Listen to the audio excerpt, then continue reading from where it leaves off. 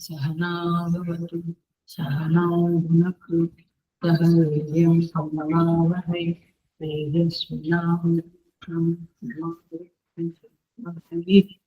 ॐ शान्ति शान्ति शान्ति संस्तुतं कल्याणं नमामि चिन्मयं देवं सद्गुरुं ब्रह्मविद्वान्.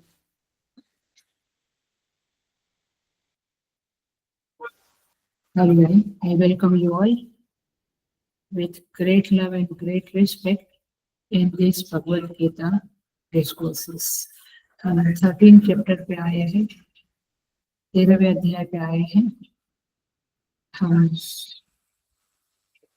20 नंबर के श्लोक पे आए हैं, लेकिन हम चैंट करेंगे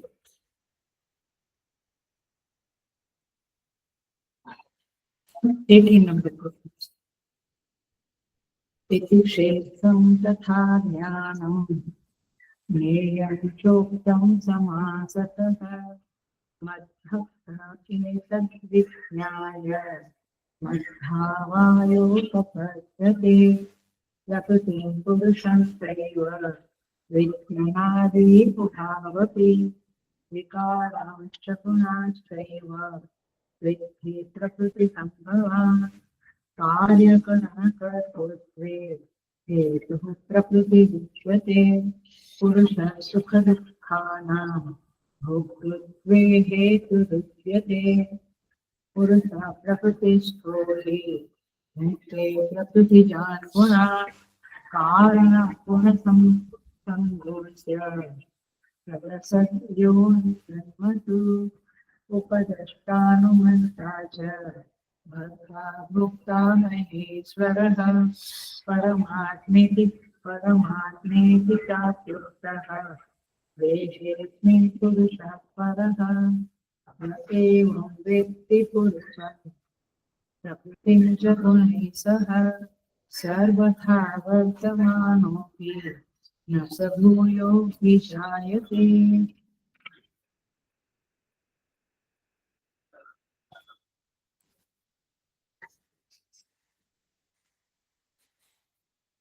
So,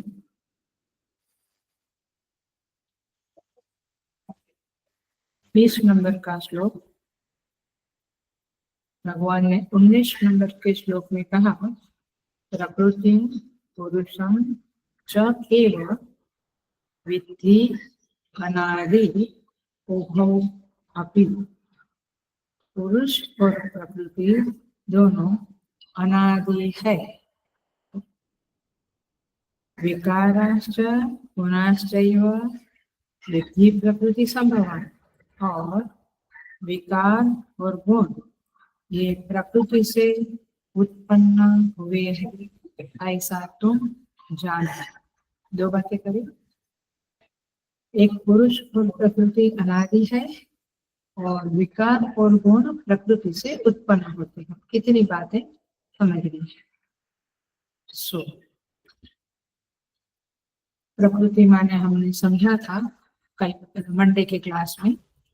आज हम आगे बढ़ते हैं. 20 नंबर का श्लोक देखिए. कार्य करण कर्तृत्वे हेतुः प्रकृति रुच्यते. कारण और करण और कार्य ये दोनों को कर्तृत्व माने उत्पन्न करने में प्रकृति ही हेतु उच्यते. प्रकृति हेतु है. हेतु माने रीजन है, कारण. किसमें? कार्य और करण के उत्पन्न करने में. पुरुष सेकंड में पुरुष सुख दुखानां. पुरुष माने जीवात्मा, हायर सेंस में परमेश्वर, परंतु यहाँ पे जीवात्मा. सुख दुखानां, सुख और दुख के भोक्तापन में, भोक्तृत्व माने एंजॉयरशिप, एंजॉयरशिप माने भोक्तापन, भोगने में, पुरुष सुख और दुख के भोगने में हेतु कहा जाता है। तो देखो प्रकृति क्या है, कार्य और करण की उत्पत्ति में हेतु। देखा था हमने कार्य करण शब्द का कार्य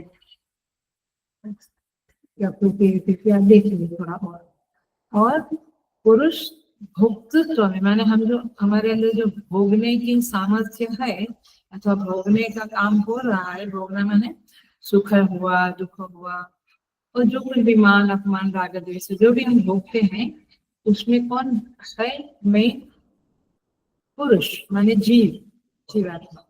और ये इंद्रिया बनती है, ये पेड़ पौधे सारा कुछ बना उसमें प्रकृति आया। दो विभाग मिल गए आपको पक्का।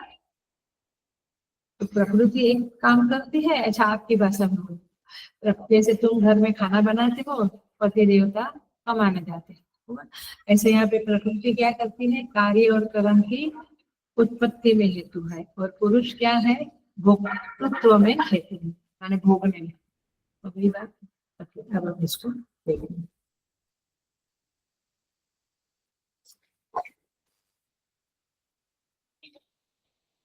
अच्छे से शांति से देखेंगे, थोड़ा डिफिकल्ट तो है लेकिन इतना डिफिकल्ट भी नहीं है, से इजी है।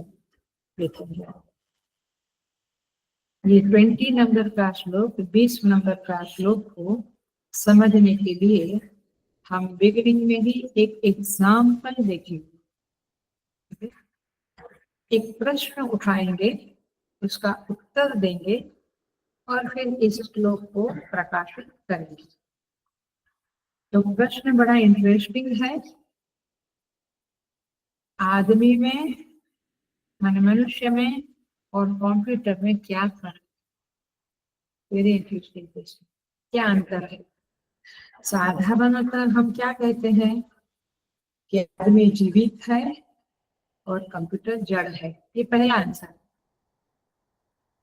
लेकिन फिर भी कंप्यूटर सारे वो काम करता है जो इंसान बुद्धि से करता है। बुद्धि से अनुग्रहित एक आदमी जो कुछ कर सकता है वो कंप्यूटर भी करता है। तो दोनों में विलक्षणता क्या है, दैट्स अ क्वेश्चन। मैं कोई मजाक वाली बातें नहीं कर रही हूँ, माने कोई स्टोरी ऐसा नहीं। इसी श्लोक को आप आपके चित्त में प्रकाशित करने के लिए ये एग्जाम्पल। सो कंप्यूटर विचार कर सकता है, वो सोच, उसकी सोच छोटी है, बुद्धि छोटी है, बट वो सोच कर सकता है। वो प्रतिक्रिया भी व्यक्त करता है, इधर उधर यदि हमने माउस हिलाया तो प्रतिक्रिया भी करता है। वो इम्प्रोवाइज भी कर सकता है और एक विचार शैली को बदलकर जरूरत के अनुसार दूसरा शैली भी अपना सकता है। सो ये सब कैसे करता है वो, उसके पास पहले से इकट्ठी की हुई जानकारी है, जिसको क्या कहते हैं आप लोग, डाटा। डाटा डालते हैं ना, डाटा। वैसे मनुष्य को भी, मनुष्य के पास भी पहले से दी हुई जानकारी है, वह भी प्रतिक्रिया करता है। लेकिन उसकी जानकारी को हम क्या शब्द बोलते हैं, मनुष्य के पास जो कुछ पढ़ा है उसको क्या बोलते हैं हम, संस्कार। आया, कंप्यूटर में डाटा डालते हैं लेकिन मनुष्य में वो संस्कार पड़े हैं, उसके आधार पे वो प्रतिक्रिया करता है, उसके आधार पे वो सोचता है, उसकी बुद्धि कुछ इम्प्रोवाइज करती है। आया, तो लगभग दोनों में सेम टाइप है, बट वहाँ क्या है, डाटा है कंप्यूटर में और मनुष्य में संस्कार है, स्वभाव है। ये डाटा, इसी को डाटा कह देते हैं, माने जानकारी। डाटा में जानकारी कुछ भरा है पहले से। तो जो डाटा कंप्यूटर में पहले से डाला गया है उसी के आधार पे वो प्रतिक्रिया करता है। मनुष्य के भीतर भी जन्म से अभी तक माता पिता ने संस्कार डाले, समाज ने, स्कूल में टीचर ने, मैंने सब जगह से उसको भी संस्कार मिले हैं और वो उसके मुताबिक प्रतिक्रिया करता है। तो इतनी सारी समानता के बाद कैसे कहा जा सकता है कि कंप्यूटर जड़ है? जड़ मनुष्य लगता है ना, जो न स्वयं को जानता न दूसरे को जानता। अब प्रश्न अखंडानंद जी महाराज के पास ले गया और अखंडानंद जी महाराज वृंदावन के बहुत बड़े संत हो गए, अभी भी उनका आश्रम है। मैं गई हूँ वहां पे, 5 क्लास होते हैं, राउंड में बैठते हैं और शास्त्र का, गीता का एक श्लोक खोलते हैं, पूरा दिन उसके ऊपर चर्चाएं होती है, 1.5 घंटा। स्वामी लोग हैं और गृहस्थ लोग भी आके पीछे बैठते हैं और बढ़िया सत्संग होता है। अखंडानंद जी महाराज ने जो आंसर दिया वो ये था, कंप्यूटर को सुख और दुख होता है, मनुष्य को होता है सुख दुख। यस, फर्क महसूस हुआ। अब ये श्लोक देखो, पुरुष सुख दुखाना भोक्तृत्व हेतु रुच्यते। कंप्यूटर को भोगना नहीं आता है, खाली क्रिया करता है वो, पकड़ी बात। सुख का बोध करने के लिए ज्ञान चाहिए। कंप्यूटर विचार कर सकता है, ठीक है, विचार एक प्रक्रिया है, स्मृति के आधार पे विचार होता है और संस्कार के अनुसार यह बढ़ता घटता है, यानी डाटा के अनुसार होता है। मस्तिष्क, हमारी बुद्धि, हमारा मस्तिष्क भी एक जटिल मशीन जैसा है, हार्डवेयर सॉफ्टवेयर सब है उधर, जैसे कंप्यूटर में ऐसे नर्वस सिस्टम एक्सेट्रा सब कुछ है। तो ऐसे तो काफी कुछ सेम लगता है, बट मेन बात ये निकली, पुरुष सुख दुखानां भोक्तृत्व हेतु रुच्यते। तो इतनी समानताओं के बाद भी बड़ा भेद है कि मनुष्य सुख और दुख का अनुभव करता है, इसलिए उसका नाम भोक्ता पड़ जाता है। और वो कभी भी जड़ नहीं होता, इंसान कभी जड़ नहीं होता। हम कभी किसी को कहते हैं बड़ी जड़ बुद्धि है, बड़ा जड़ है, कुछ समझता नहीं है, पड़ा रहता है, वो बातें ठीक है, बट उसकी भी स्वास्थ्य की बात आएगी तो वो रिएक्शन देगा, माने वो जड़ नहीं है। सो सुख एक ज्ञान है, अनुकूलम वेदनीय सुखम। जो मुझे अनुकूल लगता है वहां मैं खुश हो जाता हूँ, अनुकूल माने फेवरेबल, वहां मैं खुश हो जाता हूँ। और जो प्रतिकूलम वेदनीयम दुखम, जो मुझे प्रतिकूल है, अनफेवरेबल है, वहां मैं दुखी हो जाता हूँ। तो इस तरह से क्या है, ये फर्क है। तो सुख और दुख जो है वो साक्षी भाष्य है, आभास भाष्य नहीं है। और सुख में कर्तृत्व नहीं है, भोक्तृत्व है, ऐसा कहा जाएगा। हाथ से किसी को थप्पड़ मारा तो क्या हुआ, कर्तृत्व कहा जाएगा, लेकिन उसने जो भोगा थप्पड़ को तो उसके अंदर दुख हुआ, वो क्या कहा जाएगा, भोक्तृत्व। तो कर्तृत्व एवं भोक्तृत्व का फर्क समझ में आता है। तो साक्षी उसको जानता है, किसको, उस भोक्तृत्व को, वो भोग को साक्षी जानता है। और साक्षी, ध्यान से सुनना, hello attention please, Sakshi as if, not really. मैं उसका क्लास के एंड में इसका पूरा रहस्य खोलूंगी, बट अभी आप समझो, एज इफ, वो तो साक्षी तो निर्विकार है, बट एज इफ वह उस सुख और दुख से प्रभावित होता है। ये कोई बड़ी बात नहीं कह दी, हम भोगता है, हम ही पुरुष है, जीवात्मा। हमें सुख और दुख होता है तो प्रभावित होता है ना, दुख होता है तो पूरा दिन मूड खराब रहता है, 2 घंटा तो खराब रहता। सुख होता तो जैसे शरीर में एनर्जी आ जाती।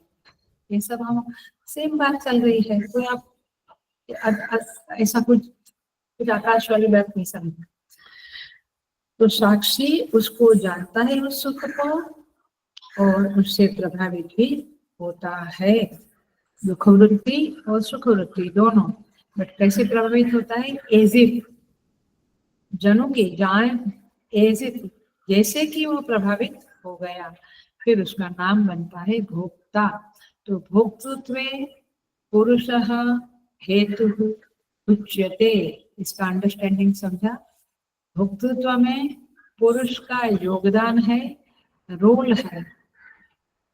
कर्तृत्व में प्रकृति का योगदान है, रोल है। ये कंप्यूटर और मनुष्य में विलक्षणता है। और यही बात अखंडानंद जी महाराज कहा कि गीता का 20वां श्लोक आप लोग पढ़ो, तो क्लियर डिफरेंशिएशन परमात्मा श्री कृष्ण ने वहां पर किया है। उसी के आधार पर मेरा ये आंसर है, ऐसा अखंडानंद जी महाराज कहा। तो समझ में आई ये पूरी बात? ये एग्जाम्पल क्यों दिया गया? ताकि समझे कि भोक्तृत्व क्या है। आगे बढ़ेंगे। भगवान कहते हैं ये 19 से 23 श्लोक तक का एक एक झुमका है, एक प्रसंग है, एक विचार शैली चल रही है। एक निबंध के रूप में आप इसे लिख सकते हैं, सोच सकते हैं, मनन कर सकते हैं।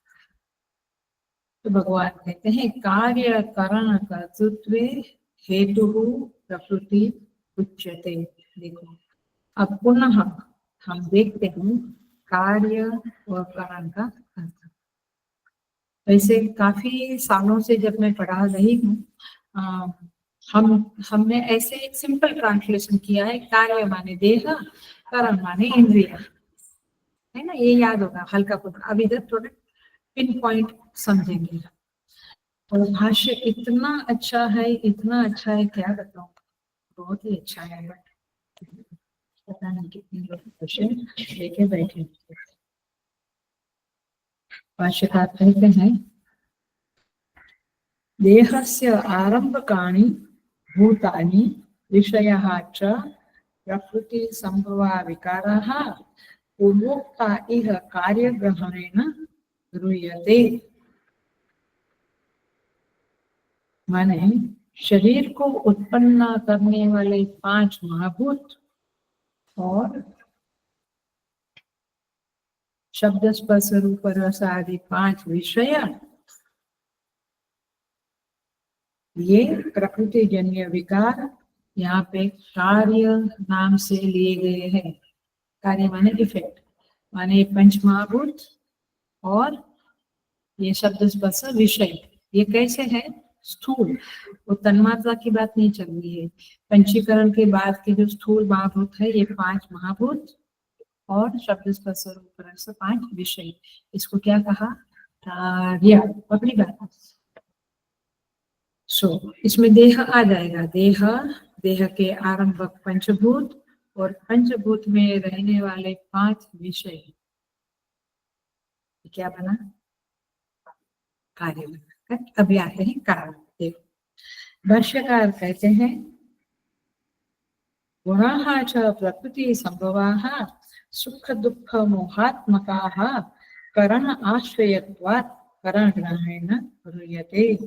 माने सुख दुख मोह इत्यादि के रूप में परिणत हुए प्रकृति के सारे गुण, प्रकृति जन्य गुण, बुद्धि आदि कारणों के आश्रित होने के कारण करणों के ग्रहण से ग्रहण किए जाते हैं।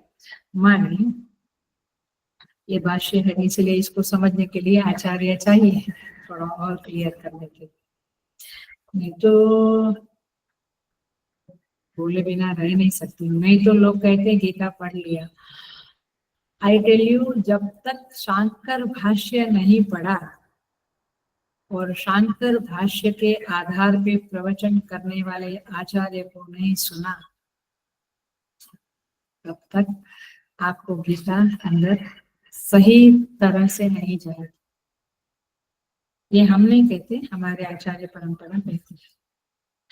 करण के लिए भाष्यकार कहते हैं अंतःकरण में उत्पन्न होने वाली जो वृत्तियां हैं, सुख दुख राग द्वेष मोह इत्यादि, उसका ग्रहण जो होता है वृत्तियों का, वो करण के द्वारा, माने अंतःकरण। लेकिन अंतःकरण में इंद्रियां भी आती है, क्योंकि वो इंद्रियां ही अंतःकरण को देती है ना, तो शब्द स्पर्श रूप रस गंध। तो करण माने अंतःकरण, बट उसमें इंद्रिया भी है। सो भगवान ने दोनों प्रधान वृत्तियों का नाम लिया है, सुख दुख। कहाँ लिया? श्लोक में कहा, पुरुष सुख दुखा नाम भोक्तृत्व हेतु। इसीलिए जो पकड़ के रखना बड़ी बात होती है। सो सब सुख वर्गीय और दुख वर्गीय वृत्तियां उसमें आ जाएगी सब। माने प्रसाद, माने प्रसन्नता, आनंद, ये सब सुख वर्गीय। और दुख में क्रोध, मोह, ये सब दुख वर्गीय है। तो अंतःकरण में होने वाला सारा व्यापार करण शब्द वाच्य है। मतलब क्या हुआ कि ये सारा व्यापार में प्रकृति हेतु रुच्यते। रुच्यते माने उच्यते। आया, ये हमारे अंदर ये व्यापार होता है ना, किसने ये दिया, आई वॉज वेरी हैप्पी, हम यात्रा में जा रहे हैं, कल मीटिंग हुआ हमारा बड़ा, हम यात्रा में जा रहे हैं। तो अभी से ही अंदर एक उत्साह, खुशी की लहर दौड़ने लगी, एटलीस्ट कल की मीटिंग के बाद। सो क्या है, ये व्यापार हुआ। फिर क्लास में मजा नहीं आया तो थोड़ा निराशा हुआ, अथवा तो आज खाना ठीक नहीं बना, वॉटेवर, दुख हुआ, निराशा। तो क्या हुआ, वो व्यापार हुआ ना। या टीवी में कुछ सुना, ओ बाप रे ऐसा हो गया, ओ वेरी सैड, वेरी सैड। तो क्या हुआ, व्यापार हुआ ना, दुख का व्यापार। बट दोनों, सुख का एवं दुख का दोनों व्यापार क्या प्रकृति से उत्पन्न है। ये बात यहाँ पे कहते, कार्य करण कर्तृत्व प्रकृति हेतु रुच्यते। मैंने प्रकृति का उसमें हिस्सा है, जिम्मेवारी है। प्रकृति ही इसमें क्या कहेंगे, मायने रखती है, वो जिम्मेवार है, she is responsible for that. यही बात। तो इस तरह से सो कार्य करण कर्तृत्व प्रकृति ही हेतु उच्यते। 20 नंबर के श्लोक में ये पहली लाइन हम डील कर रहे हैं। सो करण माने क्या, अंतःकरण और उसमें होने वाला सारा व्यापार, व्यवहार और डीलिंग्स, ये सब क्या है, कारण। कारण शब्द का अर्थ है प्रतिभा। सो प्रकृति, भाष्यकार कहते हैं, प्रकृति संभवाः, हमने पढ़ा, सुख दुख मोहात्मकाः करण आश्रयत्वात् करण ग्रहणेन गृह्यते। करण आश्रय शब्द का अभिप्राय क्या है, अंतःकरण के आश्रय में रहता है। ये सुख दुख कहाँ रहते हैं, टिप ऑफ द फिंगर, पैर में, पेट में, अंतःकरण है। सो करण आश्रयत्वात्, भगवान भाष्यकार ने बहुत स्पष्ट लिखा है कि चित्त के आश्रय में अथवा करण के आश्रय में रहते हैं, वे इंद्रियों में नहीं रहते हैं। हेलो, प्लीज अटेंशन दीजिएगा। ये इंद्रियों को कुछ सुख दुख लगता नहीं है, वो तो शब्द को सुना, अंतःकरण को दिया। सुख कहाँ उत्पन्न हुआ, अच्छी बात है, समझ में आई, तो सुख किसको उत्पन्न हुआ, अंतःकरण। इंद्रियों को कोई लेना नहीं।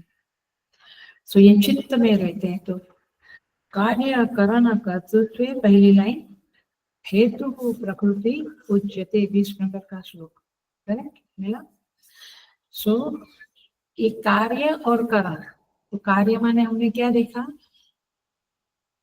पंच महाभूत और पंच विषय और देह, ये क्या है, कार्य। और करण माने अंतःकरण, और अंतःकरण में होने वाला व्यापार। पकड़ ली बात अच्छी तरह से, ठीक है। उसमें कौन जिम्मेवार है, प्रकृति। और इसीलिए हम कहते हैं जब हेल्थ अच्छी नहीं तो दुख उत्पन्न होता, माने निराशा, ग्लानि। क्यों, प्रकृति, शरीर का तो प्रकृति के साथ है ना, समझ में। प्रकृति बाहर बहुत ज्यादा बारिश है, धूप नहीं है वगैरह, तो प्रकृति हमें दुख देने में, या बढ़िया एटमॉस्फेयर है तो सुख देने में जिम्मेवार है। ये बात समझे। हर चीज में डांस नहीं करना है भांगड़ा, कि सब मैंने किया, मेरी वजह से सुख, मेरी वजह से। थोड़ा सा हम समझे तो अच्छा रहेगा। सो प्रकृतिजन्य समस्त गुण चित्त आदि कर्मों के आश्रित होते हैं और कर्मों से ग्रहण किए जाते हैं। अंतःकरण के द्वारा सुख ग्रहण होता है, दुख ग्रहण होता है, इसीलिए उसे कारण कहते हैं। और ये दोनों में प्रकृति कारण है, हेतु है। अब भाष्यकार ने क्या अर्थ किया कार्यकरण का, पकड़ लेना। मैं इसीलिए समझाती हूँ कि मैं और तरह से भी समझाने वाली हूँ जो भाष्यकार ने कहा है। माने पहला अर्थ है स्थूल प्रपंच और भीतर का सूक्ष्म प्रपंच, ऐसा भाष्यकार ने अर्थ किया है। अब भाष्य लिखेंगे तो समझ पड़ेगा।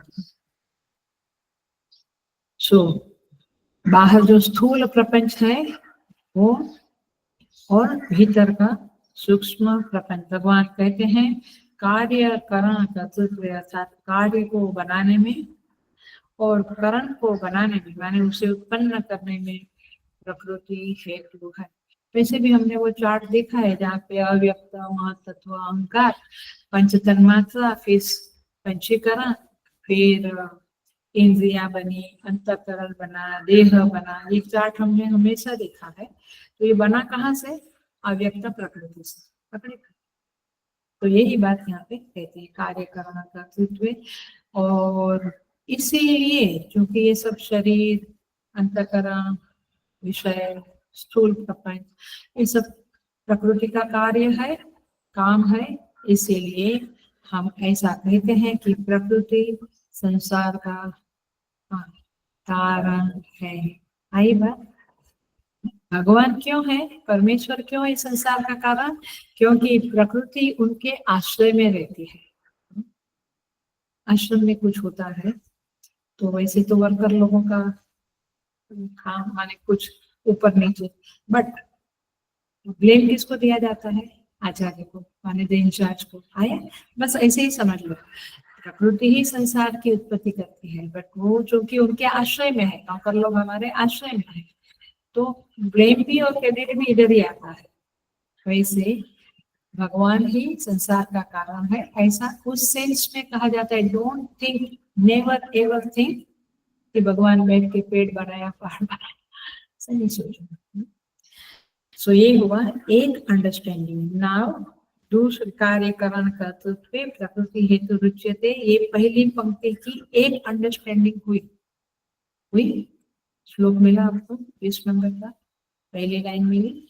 अभी second understanding of the first line only. अभी कार्य करण शब्द जो है, बहुत जगह गीता में कार्य करण शब्द के बदले कार्य कारण शब्द बोला गया है।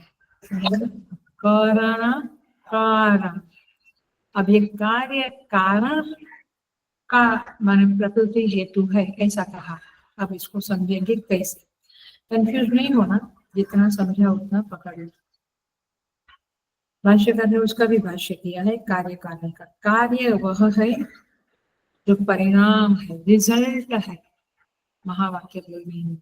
कार्य माने इफेक्ट, इफेक्ट माने परिणाम, है ना? वेरी इजी ना। इफेक्ट माने परिणाम। खाना बनाया बट परिणाम जो आया उसको क्या कहेंगे? कार्य। और जिस द्रव्य का जो परिणाम है वही उसका कार्य अथवा विकार है। एग्जाम्पल मिट्टी और घट। अब एकदम समझ में आ गया। मिट्टी क्या है? कारण है, और घट क्या है? कार्य। तो यहाँ पे इस सेंस में लिया है। ऊपर पहला जो मीनिंग बताया था वो क्या था? स्थूल प्रपंच, शरीर, पंच महाभूत, वो कारण है, और ये करण, करण है माय डियर, करण है। पहला ये बताया, अभी क्या बता रहे हैं? कार्य और कारण। सिंपल घट मिट्टी की तरह, माने जो विकार है, चेंज है, मॉडिफिकेशन है, उसको कार्य कहते हैं यहाँ पे। सो ये थोड़ा सा सांख्य दर्शन के मुताबिक ये अंडरस्टैंड करना है, बट हम करेंगे। सो कारण शब्द का अर्थ क्या हुआ? जो उस कार्य का कारण है। और कार्य को क्या कहेंगे? इफेक्ट। इफेक्ट माने विकार, विकार माने चेंज, मॉडिफिकेशन। तो इस विकार का जो कारण है उसको विकारी कहेंगे। यस, विकार हो गया, दूध में से दही बना। तो भाष्यकार लिखते हैं विकार विकारिणः, देखना भाष्य में ये शब्द आता है, विकार विकारिणः माने कार्य कारणयोः कर्तृत्वे इति भाष्यकार कहते हैं। तो ये एक कार्य कारण की तरह से समझे, दूसरा कार्य कारण की तरह से, ये दोनों तरह से आपको समझना पड़ेगा। तो विकार विकारी न हो, भगवान कहते हैं विकार रूप कार्य है और विकारी कारण है। सिंपल। दूध विकार के विकारी, दूध विकार के विकारी, दही विकार, दूध विकारी, क्योंकि उसमें बदलाव आया ना। कठिन है ना? तो आंसर क्यों नहीं आया? विकारी दूध है। सिंपल, इस तरह से देखना है। अब देखते हैं कि टोटल प्रकृति में क्या हो।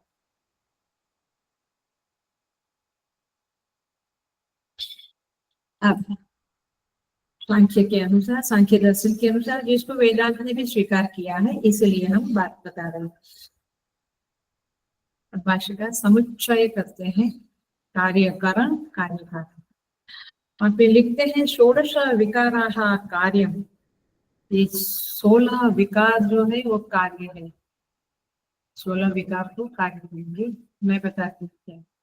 और सप्त प्रकृति विकृतयः कारण। 7 क्या है? प्रकृति विकृति कारण है, और केवल विकृति कार्य है। इतनी बात पक्की हुई। धीरे धीरे समझ आती हूँ और पकड़ते जाना, क्योंकि आपको जब चिंतन करने बैठे एटलीस्ट 15 मिनट 20 मिनट, तो ये सृष्टि का इस तरह से चिंतन होगा। नहीं तो खाली मेरे नेबर और मेरा बच्चा और मेरा पति और मेरा खाना, वही चिंतन है।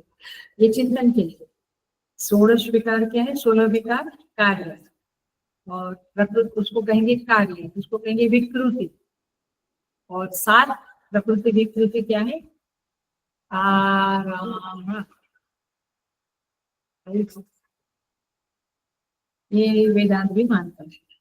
अब प्रकृति विकृति जो कारण है वो क्या है? वेरी इजी है, यदि आपको थोड़ा बैकग्राउंड है तो वेरी इजी है। प्रकृति विकृति कितनी है? 7। पक्का? अब देखो अव्यक्त, वो चार्ट में 7 प्रकृति विकृति है, मूल में है वो चार्ट में अव्यक्त। फिर उससे उत्पन्न क्या हुआ? मातृ, फिर अहंकार। कितने हुए?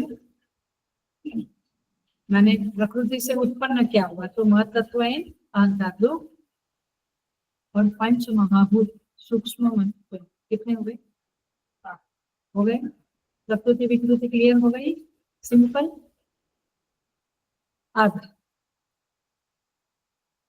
ये प्रकृति से उत्पन्न हुए फिर भी विकार नहीं कहे जाते हैं, क्योंकि इनमें कारणत्व है। तो इसमें क्या कारणत्व है? कि वे आगे परिणमित होकर कार्य बनाते हैं। क्या कार्य बनाते हैं? पंच स्थूल महाभूत। पहले क्या बोला? प्रकृति विकृति में क्या बोला? अव्यक्त से महतत्व और अहंकार उत्पन्न हुआ। फिर क्या बोला? पंच सूक्ष्म महाभूत, सूक्ष्म पंच महाभूत बोला, इसको तन्मात्रा भी बोलते हैं। ये क्या है? प्रकृति विकृति। ठीक है। अब जो बोल रही हूँ क्या है? वो प्रकृति विकृति 7 जो है वो कारण है। उससे क्या कार्य बना? पंच स्थूल पंच महाभूत। पहले क्या बोली थी? ओ नो, सूक्ष्म बोली थी ना। प्रकृति विकृति में सूक्ष्म पंच महाभूत बोली थी। अब जो कार्य कोटि है, कार्य कितने हैं? 16। अभी कार्य कोटि में 5 क्या आया? स्थूल महाभूत आया। आई थिंक कंफ्यूजन वाली बात तो नहीं है, शायद मैंने कल डाला होता, बट नोबडी सीज यू। पंच महाभूत, बट कौन से? स्थूल। और 10 इंद्रियां कितने हुए? 15 और एक अंतःकरण, कितने हुए? ये 16 क्या है?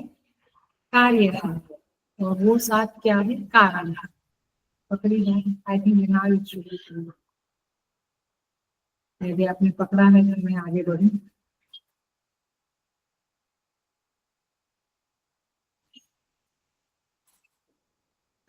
इसे बहुत इजी लगता है, बट मे भी आपको पहली बार सुनते हैं तो कठिन लगेगा। अब कार्य करण कर्तृत्वे प्रकृति हेतु उच्यते, कार्य कारण कर्तृत्वे प्रकृति हेतु उच्यते। यही चल रहा है, ये दो बातें समझी हमने। कार्य करण शब्द का अर्थ, कार्य कारण शब्द का अर्थ समझा। तो दोनों में कौन है? बात क्या है मुख्य? दो क्या है? सूत्र क्या है? दोनों की उत्पत्ति में प्रकृति कारण है। शी इज, प्रकृति is responsible for all this. तो इजी है, हमने बिगिनिंग में भी देखा। एक क्षेत्रम समासेन वाला क्षेत्र क्या है? पंचे है ना, रसोईकम पंचेंद्रिय गोचरा एक्सेट्रा। पॉइंट इज दिस कि यहाँ पे भी वही बात है। ये सारी चीजों की उत्पत्ति किससे है? प्रकृति से है। ये इतनी सिंपल बात। थोड़ा सेग्रीगेशन किया तो कंफ्यूजन। अब इज इट क्लियर? माने गीता जी में भगवान ये कहना चाहते हैं कि माय डियर, तुम ज्यादा डांस भांगड़ा मत करो। तो इन सब तुमने बीज डाला लेकिन वृक्ष ही नहीं बना। क्यों? प्रकृति ने साथ नहीं दिया है, सूर्य प्रकाश नहीं मिला, पानी, ये प्रकृति है। पंचमहाभूत ये प्रकृति है। आप बहुत कुछ सोच सकते हैं इसके ऊपर बैठ के। तो ये सारी प्रकृति इस संसार की उत्पत्ति में कारण है। और तुम्हारा देह क्या है? तुम्हारा है, वो भी प्रकृति की देन है, वो भी प्रकृति से उत्पन्न हुआ है। सो अब देखो, ये देह है, वो 16 जो बोला कार्य, वो क्या थे? पंच महाभूत, स्थूल पंच महाभूत, 10 इंद्रिया और एक अंतःकरण। मैं देह बोला? मैं नहीं बोला। तो देह कहाँ आएगा? प्रकृति विकृति में, कारण में आएगा। कैसे समझो? पहले जो समझा रहे थे पहले के क्लासेस में, अब वहां पे देह कार्य था, अब ये कारण की कोटि में आ गया। इसलिए कहती हूँ कि ये श्लोकास, ये 5 श्लोक बहुत इंपॉर्टेंट है। क्योंकि उस समय में जो भगवान ने समझाया था या भाष्यकार ने हमें बताया था पहले पहले पहले काफी बिगिनिंग के चैप्टरों में, तभी प्रारंभिक विद्यार्थी था। अभी 13वें अध्याय तक विद्यार्थी मेच्योर बन गया है। तो अब जो भाषा और जिस तरह से समझाती है वो समझ लीजिए। तो देह को यहाँ कार्य नहीं कहा। पंचमहाभूत, स्थूल पंचमहाभूत, 10 इंद्रिय और अंतःकरण को कार्य कहा। देह को नहीं कहा, देह को कारण था। क्यों? वह पंच महाभूत का कार्य नहीं है। भैया हम तो वही समझते थे कि पंचमहाभूत से देह बना तो उसका कार्य हुआ ना, जिससे जो बना वो उसका कार्य हुआ। घट से मिट्टी बनी तो घट कार्य हुआ। ऐसे पंच महाभूत से देह बना तो देह कार्य हुआ। But no, N O no. अब समझो, इसको अच्छी तरह से आपको समझना पड़ेगा, थोड़ा सा सूक्ष्म है, अटेंशन अच्छे से रखना। ये देह पंच महाभूत का कार्य नहीं है, पंच महाभूत ही है ये देह। इसीलिए तो आयुर्वेद इत्यादि या जो भी कहो, ये पंच महाभूत से ही ये देह को ठीक करते हैं। ये पंचकर्म में जाओ या जहाँ भी वो आप करेंगे तो ये पंचभूत से ही सब कुछ ठीक करते हैं। क्योंकि ये क्या है? पंचमहाभूत का कार्य नहीं, पंचमहाभूत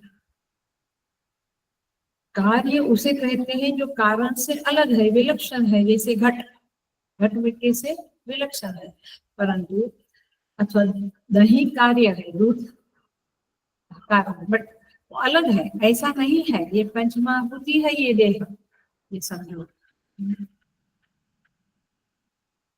दूसरी बात, हेतु, लॉजिक बताती हूँ, लॉजिकल एक्सप्लेनेशन दे रही हूँ। कार्य उसको कहते हैं जिसका और कोई कार्य नहीं हो सकता है, जो अंतिम परिणाम है। जिसका और कोई परिणाम नहीं हो सकता उसे कार्य कहते हैं। अब घट में से कोई परिणाम नहीं है तो कार्य है। तो जब प्रकृति परिणमित होना शुरू हुई और अंतिम बिंदु तक पहुंची, इसके बाद कोई और परिणाम नहीं हुआ। जैसे बीज से वृक्ष बना, वृक्ष से फिर कोई फल बना, चलो फल फूल, उसके बाद कोई परिणाम नहीं। सो परिणाम को प्राप्त नहीं कर सकती उसको कार्य कहा जाता है, इफेक्ट कहा जाता है। माने कुछ घटना घटी, मुझे सुख मिला या दुख मिला, उसके बाद सुख दुख का कोई परिणाम होता है? कुछ नहीं होता है, अंतिम है, उसको क्या कहेंगे? कार्य। और यहाँ पे देह को क्या कहते हैं? कार्य नहीं कहते, क्योंकि देह में परिणाम होता है, बढ़ता है, घटता है। क्या जायते अस्ति जायते वर्धते विपरिणमते अपक्षीयते नश्यते, परिणाम होता है। ये कार्य 16 है जिन्हें हम अभी देखा। 10 इंद्रियां, इंद्रिया में से कुछ पैदा नहीं होता है, होता है? इंद्रिय में से कुछ पैदा नहीं होता है, देह में परिणाम होता है, बट देह से कुछ पैदा ऐसे नहीं होता है। तो मन से, अंतःकरण से भी कुछ पैदा नहीं हो सकता है। तो स्थूल पंचीकृत पंचमहाभूत जो है उनसे और कुछ पैदा नहीं हो सकता है, इसलिए उसको कार्य कहते हैं। तो देह क्या है? तो मैंने कहा प्रारंभिक स्टूडेंट है, बेसिक स्टूडेंट है, उसको ये कहेंगे कि देह पंच महाभूत से बना। लेकिन अब क्या कहते हैं सुनो, नए साधक को समझाने को ऐसे बोलते हैं, बट वास्तव में क्या है बात? अब बहुत ध्यान से सुना, क्लासिक एग्जाम्पल दूंगी, आपको क्लियर हो जाएगा एकदम। देह पंचमहाभूत का परिणाम नहीं है, लेकिन पंच महाभूतों ने ही देह के आकार को धारण किया है, इसलिए देह पंच महाभूत ही है। एग्जाम्पल देती हूँ जिससे बिल्कुल साफ हो जाएगा। एग्जाम्पल है जगन्नाथपुरी को याद करो, जगन्नाथ भगवान काष्ठ से बनी हुई मूर्ति, ऐसा हम बोलते हैं ये काष्ठ, बट बना क्या? कुछ काष्ठ ने ही उस मूर्ति का आकार ग्रहण कर लिया। आई बात? जैसे बीज से वृक्ष बना, ऐसे काष्ठ से मूर्ति बनी? ऐसे बनी नहीं, काष्ठ ने ही मूर्ति के उस आकार को ग्रहण कर लिया, जिसे हम मूर्ति कहेंगे। क्या लकड़े का टेबल देखो तो हम टेबल कहेंगे, बट है क्या? काष्ठ ही। ऐसे देह क्या है? माने आप समझो कि ये नेचर है आपके साथ, कुदरत है, प्रकृति है, और हम इसका कैसे यूज करते हैं। इसलिए प्रकृति माता को भी सम्मान करना, ये एक बात होती है। भक्ति का विषय पे चले जाएंगे, इसलिए छोड़ देते हैं। बट काष्ठ की मूर्ति लकड़ी का कार्य नहीं है, लकड़ी की इफेक्ट नहीं है, लकड़ी ही उस रूप में अपने को प्रेजेंट कर रही है। ये क्यों बातें हो रही है? क्योंकि कार्य करण कर्तृत्व प्रकृति हेतु विच्यते, तो ये देह भी प्रकृति ही है, उससे बना, ऐसा हम बोलते हैं। जैसे लकड़ी से ही ये भगवान जगन्नाथ भगवान की मूर्तियां बनी, इसे बोलना पड़ता है, बट वास्तव में क्या है? लकड़ी ही उस आकार में परिणमित होकर प्रस्तुत हो रही है। माय डियर, सो ऐसे देह भी पंच महाभूत से बना है, ऐसा हम कहते हैं। तो बनने का अर्थ यहाँ परिणमित होना नहीं है, उसमें कोई परिणाम नहीं है। आया? लकड़ी ने केवल मूर्ति का आकार ग्रहण किया है, इस तरह से पंच महाभूत ने इस शरीर का आकार ग्रहण किया है। अब कितनी गहरी गहरी बातें सोच सकते हैं, मैं हिंट दे देती हूँ। इसलिए किसका नाक कैसा, हाथ कैसा, शरीर कैसा, देखो गला भी किसी का लंबा, किसी का बिल्कुल जुड़ा हुआ, बहुत मैंने पूरा शरीर में जो विविधता दिखती है, पैर की बात है, जब बता देती हूँ, कर्म के आधार पे दिखती है। ख्यालो पिछले पिछले जन्मों के कर्मों के आधार पे इस जन्म में आपको इस प्रकार का शरीर मिलता है, काला गोरा, जैसे भी नाक कान हाथ सब। कभी कभी आंखें नहीं होती, मुका बहरा होता है, ये सब कुछ पंच महाभूत की ही कृति है। लेकिन क्या है, कर्मों के आधार पे ये आकार बनता है। आप देखो, आप समझो, और वो आकृति विशेष विशेष बनती है, विविध विविध। तो अब सुनो ध्यान से, ये शरीर एक वस्तु नहीं है, प्रतीति है। किसकी? पंच महाभूत की। अब हाँ, आया समझा? वो बलराम जी, जगन्नाथ भगवान, ये प्रतीति है किसकी? पंचमहाभूत की। लकड़े की। हलो, आप दृष्टांत एंड दाष्टांत के अंदर गड़बड़ नहीं करना। तो मूर्ति बनी वो किसकी प्रतीति है? लकड़े की। देह किसकी प्रतीति है? पंचमहाभूत की। आ गई बात। इसीलिए एक क्लास सुनने के बाद एक बार पुनः सुनना चाहिए, तब जाके आता है। एनीवे, सो वस्तु क्या है इधर? पंचमहाभूत। और प्रतीति क्या है? देह। इसलिए वो जल जाता है। फिर हम कहते हैं कि अपने पंचत्व में लीन हो गया। क्यों बोलते हैं? क्योंकि पंचत्व पंच महाभूत का ही बना हुआ है, पंच महाभूत में लीन है। सो भाष्यकार ने कहा, कार्य शब्द वाच्य है 16 विकार, पंच स्थूल महाभूत, 10 इंद्रिया, अंतःकरण। और प्रकृति विकृति जो 7 है वो कारण है। वो क्या है? महत्त्व, अहंकार और पंच सूक्ष्म महाभूत। अब अभी नहीं है पकड़ा तो बाद में फिर से सुन लेना। सो प्रकृति ये दोनों का हेतु है, माने कार्यकरण को, कार्य कारण को, इसका हेतु प्रकृति है, ऐसा भगवान ने कहा। तो कहते हैं दुनिया मेरे बाप की नहीं, वो बाप की है, ऊपर बैठा है उस बाप की है, क्योंकि प्रकृति उसकी दासी है। तो उसको आदेश दिया तो बन गई। तो दुनिया उनकी है, इनके हिसाब से चलती है। और उसका नाथ भी वह है, क्योंकि जो जिसका है उसका नाथ वह। ये लैपटॉप मेरा है तो मैं उसका नाथ हूँ, क्योंकि मैं उसको संभाल के रखूंगी। तो आप चिंता मत करो, वो परमात्मा है दुनिया को ठीक रखने वाला। एनीवे, सो ये मूल हेतु प्रकृति है, जो बिफोर क्या बोलेंगे, निर्माण सृष्टि का उत्पत्ति करने के पहले साम्यावस्था में रहती है। माने सत्व रज तम 33.33, ऐसे साम्य अवस्था में सेम परसेंटेज सत्व का, रज का, तम का। अब आप अपने कर्मों से तमस बढ़ा लिया, रजस बढ़ा लिया, तो इट इज योर रिस्पॉन्सिबिलिटी। वहां कर्म का रोल आता है। बट परमात्मा से तो प्योर मैली चादर ओढ़ के कैसे आऊं तेरे द्वार, वो तो प्योर देता है 33.33। फिर आप क्या बढ़ाते घटाते हैं, ये आपकी जिम्मेवारी है। तो इस तरह से कार्य कारण कर्तृत्व, कार्य कारण कर्तृत्व देखा। वो देह के ऊपर विशेष ध्यान देकर अभी देह का बात किया। 3-4 बातें हो गई।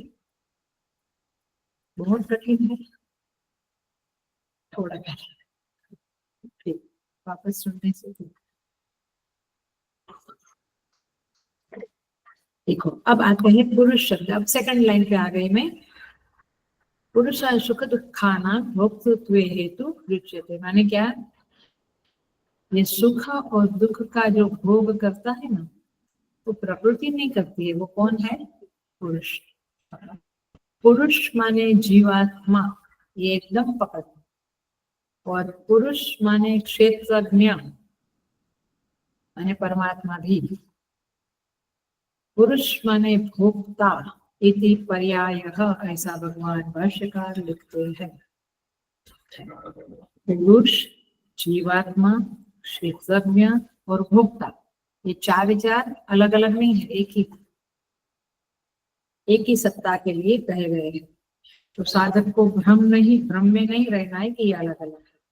जीव को ही पुरुष कहा, जीव को ही क्षेत्रज्ञ कहा, क्योंकि वो क्षेत्र को जानने वाला है ना। आगे सेकंड थर्ड श्लोक में एतद्यो वेत्ति, सेकंड फर्स्ट श्लोक। सो बट बात थोड़ी सी आगे बढ़ जाती है। ये पुनः जो थोड़ी देर मैंने ओपनिंग में कहा, ये पुनः कहने जा रही हूँ। कि क्षेत्र माने ये जो जीव जो क्षेत्रज्ञ है, वो जब क्षेत्र को माने 5वां 6वां श्लोक आया था, दशैकम च इंद्रियाणि च महाभूतानि अहंकार, ये श्लोक में सारा कुछ प्रकृति का पसारा है। तो ये प्रकृति को जानता है, माने ये इज नॉट ए वो ऐसे ऐसा मालिक नहीं है कि जो कुछ जानता ही नहीं क्या हो रहा है, सब कुछ जानता है। मैंने कुछ ये कुदरत क्या करती है, ये सब भोग देती है, सब कुछ करती है, सब जानता है। तो क्षेत्र को, जीव को क्षेत्रज्ञ भी कहते हैं। और जब वो जानता है, अटेंशन प्लीज, जब वो कुछ जानता है तो उससे प्रभावित होता है, is affected by what he knows. हुआ ना, मैंने टीवी चालू किया, वो उत्तरकाशी में दराले गांव पूरा बह गया, बादल फटा, तो जानकारी हुई, तो मैं प्रभावित हुआ और मुझे क्या हुआ, दुख हुआ। और तुरंत मुझे ये विचार आया, अपना उत्तरकाशी का आश्रम तो सेफ है ना। आया प्रभावित होना, मैंने दुख भी होना और कुछ विचार भी आना, इफेक्ट अफेक्टेड हो। ऐसे हर चीज में ये कोई बहुत बड़ी बड़ी बातें नहीं चलती, एक आपका ही शरीर और आपका ही जीव की बात चल रही है, तो वेरी इंटरेस्टिंग। नहीं तो हम तो पेड़ को गिनते हैं, पेड़ के पत्ते गिनना, और ये फल का क्या, ये क्वालिटी का क्या, ये साड़ी की क्वालिटी, वो भगवान बाहर का बाहर ही चलते, ये अपने बारे में जानते। परंतु हम ऐसा कहेंगे कि वह जानकारी से एज इफ माने जैसे कि प्रभावित होता है, वास्तव में नहीं होता है। एज इफ समझता है, जैसे कि वो प्रभावित हो गया ऐसा उसका व्यवहार होने लगता है, इसीलिए उसका नाम पड़ा भोक्ता। और इसलिए भगवान श्री कृष्ण कहा भोक्तृत्व पुरुष हेतु उच्यते। भोक्तृत्व में किसका रोल है, पुरुष का, जीवात्मा का। कार्य में, कार्यकरण में इंद्रियों का है ना, कर्म करती है, हाथ पैर इंद्रिया, प्रकृति का है ना। कार्यकरण कर्तृत्व में प्रकृति का रोल है, भोगने में पुरुष का। अब ये कब होता है, और अटेंशन वाली बात है, ये कब होता है, जब ये परमेश्वर एज इफ अविद्या काल में पड़ा हुआ है। सो अविद्या काल में ये उसके नाम पढ़ते हैं, वास्तव में वो परमेश्वरी ही है, परंतु जब इग्नोरेंट है, अविद्या युक्त है, तब वह भोक्ता जैसा भासता है, वो वास्तव में भोक्ता बनता नहीं। क्योंकि भोक्ता बनना माने मॉडिफिकेशन आना, परमात्मा में विकार नहीं आता है, निर्विकार है, आया फिर भी वो भोक्ता बनता है। तो ये क्या है, ये प्रतीति है। इसलिए हम जो कुछ कर रहे हैं वो प्रतीति है और कुछ नहीं है, लेकिन हम उसको ठोस सत्य मानते हैं। मैंने इसको ऐसा बोला, मैंने ये लेक्चर सुना, मैंने ये खाया, ठोस कुछ नहीं है, सब प्रतीति जैसा है। सो यहाँ पे भाष्यकार कहते हैं कि पुरुष सुख दुखाना, भाष्यकार क्या कहते हैं, उपलब्धत्व हेतु उच्यते। भगवान ने क्या कहा, भोक्तृत्व हेतु उच्यते, एंजॉयरशिप, आई थिंक अभी समझा। बट भाष्यकार कहते उपलब्ध हेतु उच्यते, माने आप क्या करते हो उस समय, उपलब्धा, रसगुल्ला खाया, सुख हुआ, तो आपने क्या किया, उपलब्धा बने ना, माने आप इसको प्राप्त करने वाले बने ना, तो वास्तव में उपलब्धा ही है। सुख क्या हुआ, सुख कोई देखा है क्या, सुख का क्या किया आपने, उपलब्धि की, दुख की उपलब्धि, तो उपलब्धि ही भोक्तृत्व है। ये थोड़ा सूक्ष्म है, समझना पड़ेगा। तो अब पूर्व पक्ष खड़ा होता है, शंका खड़ी होती है कि प्रकृति के कार्यकरण के कर्ता होने से और पुरुष के भोक्ता होने से इन दोनों को संसार का कारण क्यों बताया जा रहा है। भाष्यकार कहते हैं यदि उपलब्धा न होवे, उपलब्धा माने जीव, और उपलब्धि न होवे माने सुख दुख फल, तो संसार कैसे होगा? इसीलिए ये संसार चल रहा है, ये संसार की सिद्धि हो रही है, सिद्धि हो रही माने है बिकॉज ऑफ प्रकृति। तो ये 20वां श्लोक समझ में आ रहा है। ये प्रकृति का रोल ये है, पुरुष का रोल ये है, दोनों मिलके संसार चल रहा है। और टेरिबल थिंग ये है कि गुरु परंपरा से यदि कोई सीखा नहीं है तो इसको स्त्री पुरुष वाला मामला बोल देते हैं प्रवचन में। आप लोग ऐसे गलत फहमियों में नहीं रहना, यहाँ स्त्री पुरुष की बात नहीं है, यहाँ प्रकृति और जीवात्मा जो भोगता है उसकी बात। तो अब देखो ये शब्द बोलती हूँ मैं क्योंकि आपको क्लैरिटी आए, बट स्त्री पुरुष वाला मामला नहीं समझ। जब भोग्य रूपा प्रकृति के साथ अविद्या काल में पुरुष भोक्ता रूप से संयोग करता है, मैंने सिंपल रसगुल्ला क्या है, प्रकृति की एक चीज है ना, मैंने रसनेन्द्रिय से ग्रहण होती है। तो पुरुष ने क्या किया, माने जीवात्मा ने क्या किया, उस रसगुल्ला को उपलब्ध किया तो संयोग हुआ। तो ऐसे समझना है। तो पुरुष का भोक्ता रूप में संयोग होगा तब तो संसार की प्रतीति होती है, नहीं तो कहाँ संसार है। इसलिए जो वैराग्यवान है उसके लिए संसार नहीं है, क्योंकि वैराग्यवान इधर उधर पकड़ता नहीं रहता है सब चीजों को, अपना सोचता रहता है, वो अपना आत्म स्वरूप में अपने परमात्मा स्मरण में मस्त है यार। बट संसार किसको है, जो प्रकृति रूपा भोग्या को, जो भोक्ता पुरुष रूपी भोक्ता जब उसके साथ संयोग करता है तब संसार प्रतीत होता है। इसलिए इन दोनों को संसार का कारण बताया जाना उचित है, ऐसा भगवान कहते हैं। तो संसार क्या है, फाइनली सुख और दुख का भोग ही संसार है। मुक्तत्व है तो रुचि है। अब देखो यदि आचार्य परंपरा से नहीं समझते हैं तो कुछ भी बोल देते हैं, संसरती इति संसार। अब यहाँ ये लागू पड़ेगा, यहाँ कोई इसका ज्यादा मतलब नहीं है। सुख दुख का भोग ही संसार है, ये वाक्य यहाँ पे जम जाएगा। और पुरुष के द्वारा उन सुख दुखों का भोक्तृत्व ही उसका संसारित्व है। संसारित्व क्या है, संसार को भोगना ही संसारित्व है। आप जितना कम भोगोगे आप असंसारिक अच्छे साधक बनोगे। तो ये भोक्तृत्व संसार है और अभोक्तृत्व असंसार है, माने आप संसार से ऊपर उठे हुए। इसीलिए समझ में आया, झोपड़ी में रहना, केवल कमंडल और एक प्लेट होना, 2 कपड़े केवल होना, ये क्यों, क्योंकि ज्यादा भोक्तृत्व का गुंजाइश ही नहीं रहती, अब जाके आत्म प्राप्ति होती। सो यहाँ पे कहते हैं थोड़ा सा हम आपको प्रकृति विकृति। प्रकृति माने क्या, प्रकाराणाम समूह इति प्रकृति। अनेक प्रकार जो होते हैं, विविधता होती है, उसका समूह को प्रकृति कहते हैं। यहाँ पे पेड़ है, नदी है, पहाड़ है, प्रकृति है। जैसे बीज में से, उसका एग्जाम्पल, बीज में से वृक्ष बना तो विविधता आई, पत्ते है, डाली है, मूल है, अपना फल है, फूल है, विविधता। तो सारी विविधताएं कहाँ से प्रकट हुई, बीज से।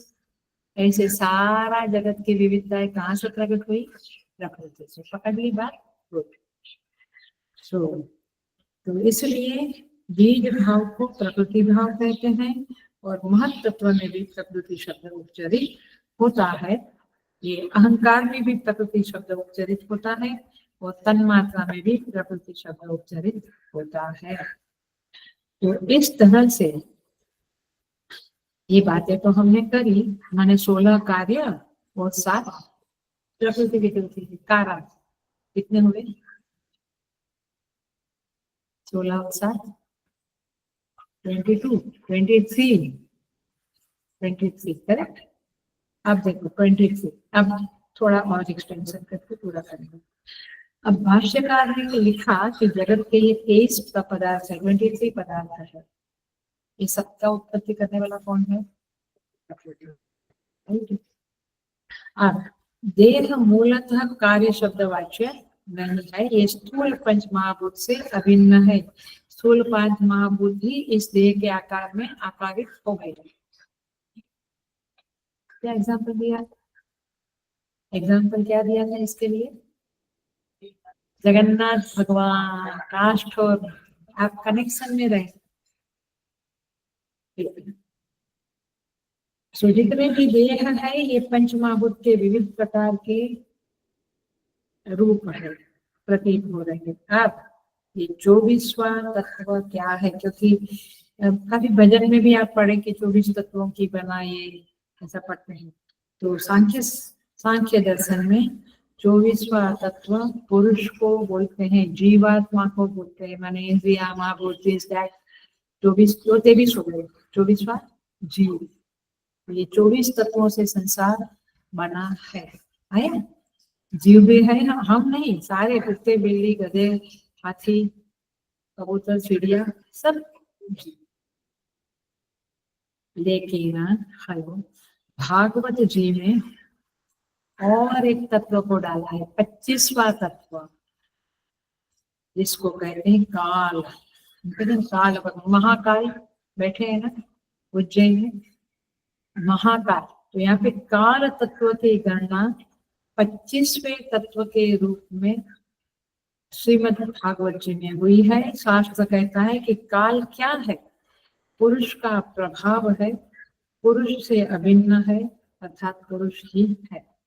तो ये काल तत्व पुरुष ही है, मतलब कि परमात्मा ही है, और इसीलिए उनका लय कभी नहीं होता है। बाकी सब देह, ये वृक्ष सबका लय हो जाता है, बट काल तत्व और काल तत्व शेष रहते हैं। महाप्रलय में समष्टि जीवों के कर्मों का प्रारब्ध बनाते रहते हैं।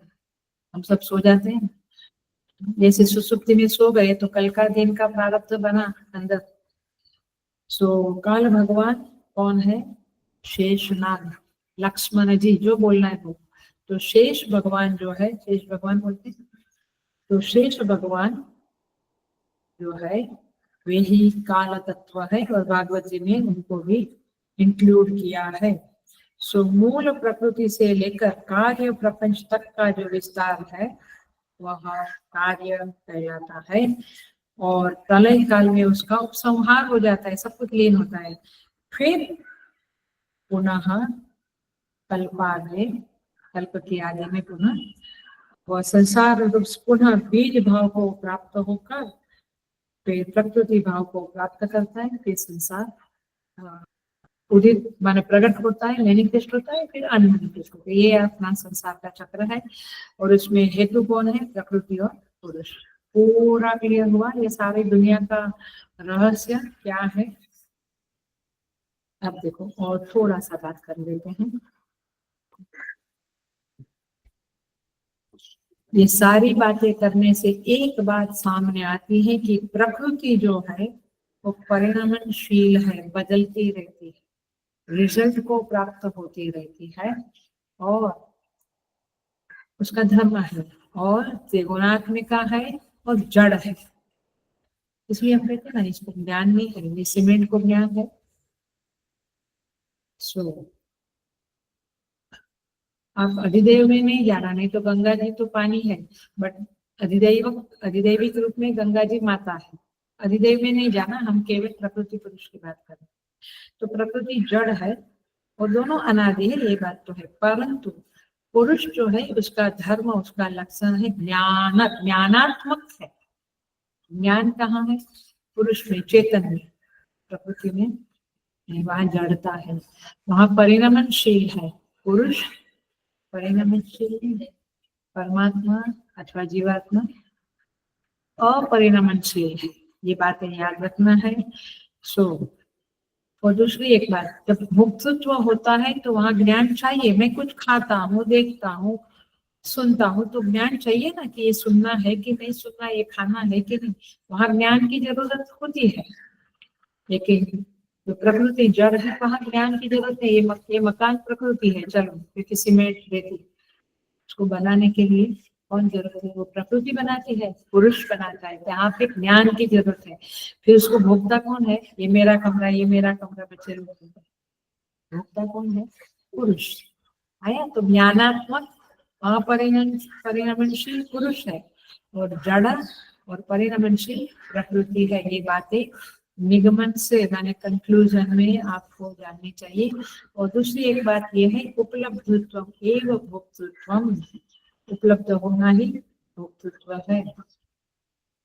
परिणाम माने क्या? अन्यापत्ति, अन्यथा भाव को ग्रहण करना। कल मंडे को बताया था, पूर्व स्थिति का त्याग करके अन्यथा भाव को प्राप्त करना। दूध ने अपनी पूर्व स्थिति का त्याग करके अन्यथा भाव दही को प्राप्त किया, एक्सेट्रा। सो यहाँ पे सांख्य दर्शन और योग दर्शन ने भी चेतन को परिणामी नहीं माना है। परिणाम का आधार प्रकृति है। नहीं विज्ञातो हो विज्ञाते है विपरिलोको विद्यते। बृहदारण्यक कहते हैं ज्ञाता के ज्ञान का लोप कभी नहीं होता है। माने जो जीवात्मा है, पुरुष है, उसमें कुछ ना कुछ ज्ञान तो नहीं, कम ज्यादा अलग है, बट ज्ञान नाम की चीज लोप नहीं होती है। तो इस तरह से पुरुष के लक्षण और प्रकृति के लक्षण इस 20वें श्लोक में हमने अनुभव किए। पुरुष भोक्ता के रूप में सुखी दुखी कहता है अपने को, और भोक्ता कहता है वो ज्ञानात्मक है इत्यादि। अब पूर्व पक्ष कहता है, एक प्रश्न उठाता है, शंका उठाता है, ये पुरुष चेतन है, ये भोक्तृत्व के लिंग से सिद्ध होता है, ज्ञानात्मक है, ये सब बातें ठीक है, हमने समझ ली। अब पुरुष को जो चेतन है, जो परमात्मा है, उसको भोक्ता कहते हैं, तो फिर भोक्तृत्व में तो परिणाम है।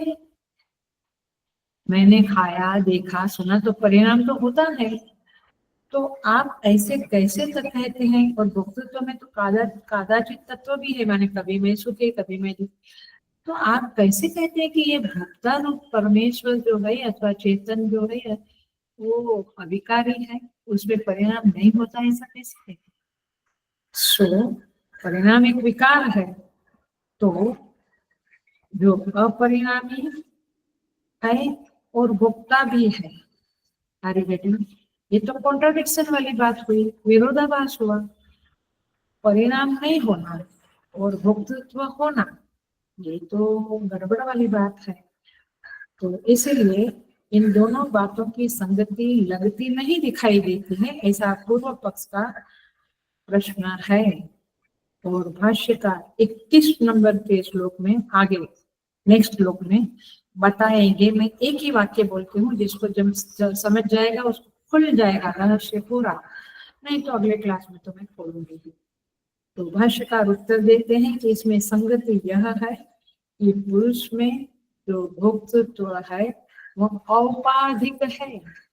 औपाधिक माने आप कौन से एग्जाम्पल को याद करेंगे? मेरे ऑफलाइन क्लास वाले लोग जहाँ पे 8-10 साल तक क्लास लिए है, आपके चित्त में क्लिक होना चाहिए। यदि क्लिक हुआ है तो चालू लेक्चर में बोलो, या वो लिखो, आपको क्या बोलते हैं उसमें लिखते हैं स्फटिक लिंग और लाल पुष्प। तो स्फटिक लिंग लाल हुआ सा दिखता है, बट स्फटिक लिंग जो है शिव जी का वो लाल हो गया। तो इसको क्या कहेंगे? औपाधिक रूप से भगवान शिव लाल दिखे, बट लाल होते नहीं। ऐसे ये वास्तव में ये जो परम तत्व है हमारे अंदर चेतन परमात्मा, वो वास्तव में भोक्ता नहीं बनते, इसलिए एजिप शब्द डाला था। ये भोक्तृत्व औपाधिक है। हम तो बड़े अफेक्ट हो जाते हैं, कुछ खाया तो अफेक्ट है, कुछ सुना तो अफेक्ट है, कुछ देखा तो अफेक्ट है, बट वास्तव में भोक्तृत्व औपाधिक है। इस बात को 21 नंबर के अगले क्लास में सिखाएंगे हम, लेकिन एक एग्जाम्पल देती हूँ ताकि आपको साफ हो जाए बिना रिसोर्स। सिंपल एग्जाम्पल है, बहुत सिंपल एग्जाम्पल है। एक लोहे का चौकोन चतुष्कोण, एक लोहे का कपड़ा है, लौह पिंड है। अब उसको अग्नि में डाला है, कैसा बन गया वो? लाल। दाहकत्व उसमें आ गया। बट ये दाहकत्व और लालपना ये वास्तव में लोह खंड का, चतुष्कोण लोह खंड का धर्म है। तो क्या बोलेंगे? आरोपित औपाधिक है। तो वस्तुतः और फिर अग्नि में लोह तत्व डाला तो ऐसे दिखा कि अग्नि चतुष्कोण है। अग्नि यथैको भुवनम प्रविष्टो रूपम रूपम प्रतिरूपो भगवान, श्वेता श्वेतर में देखा। तो अग्नि ऐसे चतुष्कोण दिखती है बट वास्तव में वो चतुष्कोणी है। तो इसको क्या कहेंगे? परस्पर अध्यास हो गया। तो देह, तो इसी तरह से है ना, ऐसे देह का अध्यास पुरुष जीवात्मा पे हुआ और आत्मा की चेतनता का आरोप देह में हुआ, इसलिए देह सजीव हो गया। जब जीव चला जाता है तो देह निर्जीव हो जाता है। समझ में आई बात? तो ये अध्यास के कारण, औपाधिकता के कारण पुरुष भोक्तृत्व वाला दिखता है। वास्तव में वो भोक्ता बनता नहीं है। इस अध्यास के कारण पुरुष में कर्मेंद्रियों की उपाधि से कर्तापन आता है। हाथ पैर चलता है तो कर्तापन आया, पाद की उपाधि से ज्ञातापन आया, ज्ञानेंद्रियों की उपाधि से ज्ञातापन आया, मन की उपाधि से प्रातिकूल्य अनुकूल्य आया, शत्रु मित्र का ज्ञातापन बुद्धि की उपाधि से धर्म अधर्म का ज्ञान आया, चित्त की उपाधि से स्मृति आई, स्मृतापन आया, और अंतःकरण की उपाधि से, अहंकार की उपाधि से अहंता आया दिखा। वास्तव में कुछ हुआ नहीं। वेदांत का सर्वोत्कृष्ट श्लोक होगा 21 नंबर का श्लोक, जिसको हम देखेंगे और आगे चलेंगे। बट ये अध्यास को भूलना नहीं है आपको। ये अध्यास बहुत जबरदस्त चीज है, परंतु जब तक जीव अज्ञात है तब तक वो जीवात्मा कहलाता है। बट जब वह ज्ञान होता है उसे, तब वो जानता है कि ये तो भोक्तृत्व औपाधिक है, तब वो ब्रह्म, अपने आप को ब्रह्म समझने लगता है। तो इस तरह से यह श्लोक यहाँ पे पूरा होगा। एक और अच्छी सी बात बता रहे थे तो रह जाएगी, अगले क्लास में हम अगला श्लोक देखिए। अग्नि में वो लोह पिंड डाला तो लोह पिंड ने दाहकत्व का धर्म को प्राप्त किया। उसी प्रकार अब बहुत बहुत बहुत इंपॉर्टेंट बात है, पकड़ लेना, नहीं तो मैं भी नेक्स्ट टाइम फिर से समझाएंगे। उसी प्रकार आत्मा के सानिध्य से